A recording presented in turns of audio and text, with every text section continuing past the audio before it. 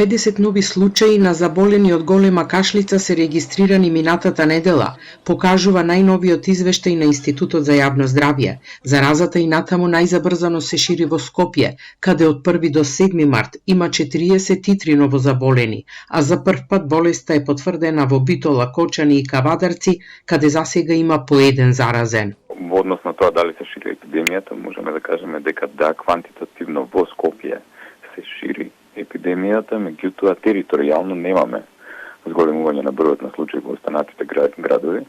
Новите 50 случаи кои што се регистрирани, имаме 5 случаи на хоспитализација, значи некако околу 10% е хоспитализацијата, и најголемиот број на хоспитализација е на деца на возраст кои што се на по 12 месеци возраст, односно под 1 година, и само едно дете од возрастната група од 1 до 4 години. Оваа возрастна група е најризична, најсусептибилна на болеста, кај нив се јавуваат најмногу компликации и како што гледаме кај нив и хоспитализацијата најголема. Инаку вкупно се регистрирани 173 случаи на голема кашлица, од кои 87% живеат во Скопје, а останатите во уште 8 општини низ државата. Заболените се на возраст од 1 месец до 70 години, а 27 случаи се бебиња помали од 1 година. Повеќе од 1/2 од вкупниот број на заразени или 58% не биле воопшто или не биле комплетно вакцинирани, а за некои нема доказ за вакцинација. По препорака на Комисијата за заразни болести, Институтот за јавно здравје од 18 јануари на сите вакцинални пунктови во земјава интензивно се бараат невакцинираните лица и се повикуваат за вакцинација според Националниот календар за имунизација.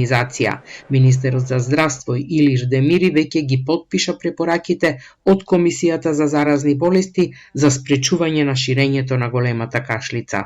Се забранува прием и престој во детски градинки на територијата на Република Северна Македонија на невакцинирани или некомплетно вакцинирани деца со дитепер вакцина, согласно возраста во календарот за имунизација.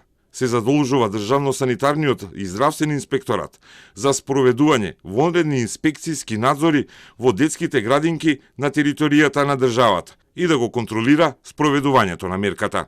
Најголемиот број на заболени се деца на возраст до 4 години, најголемиот број на хоспитализација кај деца до 1 година. Сите овие деца се деца кои што се наоѓаат во градинките и кај кои што трансмисијата е многу полесна поради тоа што долго време престојуваат заедно во заеднички затворен простор.